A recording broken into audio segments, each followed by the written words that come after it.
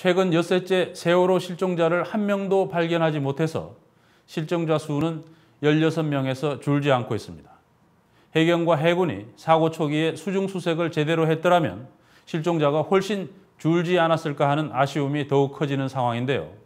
뉴스타파가 민간 잠수사들에게 물어본 결과 사고 초기에 설치한 가이드라인 5개가 모두 해경이나 해군이 아닌 민간 잠수사들이 설치한 것이라는 답변이 나왔습니다. 당시 해경과 해군은 조류가 세다면서 수중수색의 어려움을 강조하고 있었는데요. 취미로 다이빙을 배운 민간 자원봉사자들은 오히려 그 거센 조류 속에서 어렵지 않게 가이드라인을 설치했다고 합니다. 적극적인 구조를 하지 않아서 수많은 인명을 잃게 한 해경이 수중수색에서도 무능하게 짝이 없는 행태를 보인 것입니다. 황일송 기자가 보도합니다. 세월호 사고 현장에서 적극적으로 구조에 나서지 않아 여론의 질타를 받은 해경. 실종자 구조를 위한 가이드라인을 설치하는 데만 이틀이 걸렸습니다. 배가 완전히 가라앉기 전에 선체 한쪽에 줄을 묶고 반대쪽에 구명튜브라도 매달아 띄워놓았다면 천금 같은 시간을 낭비할 필요도 없었습니다. 이미 묶어놓은 줄을 따라 내려가면 되기 때문에 잠수사들이 도착한 직후부터 신속한 구조가 가능했습니다. 그러나 해경은 허둥지둥했고 세월호는 결국 가라앉았습니다. 이후 해경은 강한 조류 탓을 하며 더딘 구조 작업을 변명하기 바빴습니다. 시야도 좋지 않은 데다가 조류가 굉장히 센 데입니다. 잠수 기술이 탁월한 사람들도 현재 거기를 가다가 사실 접근을 못하고 아차하게 되면은 설치가 빨리 들어갈 위험성에 노출돼 있던 게 사실입니다. 그러나 해경의 설명과는 달리 정작 가이드라인은 해경이나 해군이 아닌 민간 자원봉사자들이 그것도 비교적 손쉽게 설치한 것으로 드러났습니다. 이들이 18일과 19일 모두 5개의 가이드라인을 설치하는 동안 해경이나 해군의 도움은 거의 없었습니다. 다이버들이 이 배에 세월호에 이렇게 막 구자로 들어갈 수 있는지 그걸 갖다가 연구를 했죠. 연구를 하다 보니까 이제 그리고 다이버 유도 라인을 갖다가 설치해야 된다. 장비를 앵커하고 로프하고 이제 부기하고 우리가 요구를 했죠. 준비를 해달라. 그게 없으면은 이거 조류가 너무 심하기 때문에 도저히 못 들어간다. 게다가 가이드라인을 설치한 이들은 직업 잠수사도 특수부대 출신도 아닌 취미로 다이빙을 배운 사람들이었습니다. 농사를 짓거나 공장에서 근무하는 평범한 직장인이었습니다.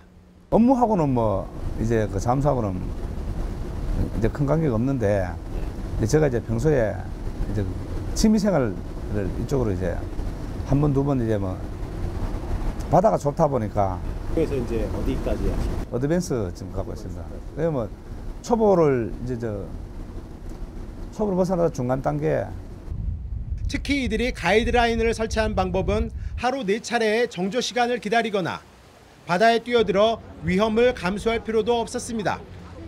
공기 땡을 안 맨 상태에서 물에만 들어가갖고 이제 로프만 땡겨갖고 배가 이렇게 있으면 조류가 이 방향으로 흐르면은 우리가 100m 뒤에서 앵커를 갖다 집어 던집니다. 로프에 달아갖고. 그래 우리가 그 해경 그 경비정에서 로프를 땡기면서 쭉 이게 배 위로 지나갑니다. 지나가다 보면은 앵커는 이렇게 떠가고 딸려오다 보면은 배 그 세월호 배에 아무데나 뭐 걸립니다. 그 로프를 우리가 그 탱탱이 땡기는 거예요 이제요. 그래갖고 이제 물 속에 들어가서 이제 부기를 갖다가 묶고 이래갖고 이제 설치를 한 거죠. 해경이 작성한 상황 보고서를 보면 해경과 해군은 16일 3번, 17일 새벽까지 포함하면 최소 4번 이상 수중수색을 시도한 것으로 나옵니다. 하지만 조류를 이겨낼 가이드라인도 설치하지 않은 상태에서 무작정 잠수사를 투입했으니 아무런 성과도 거두지 못한 겁니다. 사고 첫날 해군 SSU가 맨 처음 설치했다는 인도선도 실종자 수색을 위한 가이드라인이 아니라 뒤집어진 세월호의 선수 부분에 묶어놓은 줄에 불과했습니다. 해군 UDT, 뭐 SSU, 해경도 다 있었을 텐데 있었죠. 사람들은 무슨 일을 했죠? 참 그게 답답합니다. 야, 왜 저렇게 있을까? 그냥 그 배 타고 왔다 갔다 어떻게 뭐 시도를 해군 UDT에서는 시도를 해보려고 많이 하더라고요. 해상 그 날씨 상태가 악조건이다 보니까 이제 걔네들도 만들어 이렇게 막 못한 거 시도를 못한 거죠. 다른 자원봉사자들과 함께 가이드라인 설치를 도왔다는 경기도 화성시 자율방재단 관계자는 가이드라인 설치 과정에서 해경의 도움은 없었다고 말했습니다. 해경 특공대나 다른 사람들이 혹시 같이 잠수를 하거나 그랬나요? 전혀 못하죠. 가이드라인이 설치 안 된 상태에서는 그 유속이 너무 세기 때문에 들어가지도 못하고, 예, 심지어 뭐 저희도 이 서해 인근 저희 다이버 하지만은 만약에 살이라 그러죠. 조류가 살이면은 그냥 배에서 떠내려지면은 뭐 한 5초 사이면은 뭐 100m까지 떠내라는 그런 유속이기 때문에 절대로 들어갔다에는 큰일 나는 거죠. 솔직히 말하면. 해경도 못 들어갔어요. 잠수사들이 안정적으로 구조 작업을 하기 위해서는 바지선이 필수적입니다. 하지만 해경은 사고 발생 나흘이 지나서야 민간이 보유한 바지선을 뒤늦게 투입했습니다. 바지선을 일찍 해서 뭐 가이드라인이 뭐 이게 뭐 5개든 10개든 만들어서 그러면은 10개라면은 2인 1조면은 벌써 20명이 들어가야 되는데, 그러면 또 2년이 부족하면은 저희가 또 민간 다이버가 한두 개 정도는 가이드라인을 맡아서 그쪽 수색할 수 있는 방법도 있고 여러 가지 있었는데 그게 빨리 안 이루어져 가지고. 해경에는 바지선이 없는 걸까? 사고 현장과 가까운 목포해경 전용 부두에는 해경의 바지선이 있었습니다.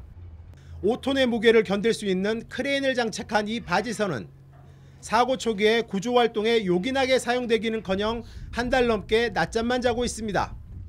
아, 기름 바지선이요? 기름 공급해야 됩니다. 요거는 항상 픽스 고정돼 있는 거고. 신락 같은 희망을 살리기 위해 전력을 쏟아부어야 할 사고 초기 골든타임에 구조를 책임져야 할 해경은 도대체 무엇을 한 것인지 되묻지 않을 수 없습니다. 뉴스타파 황일수입니다.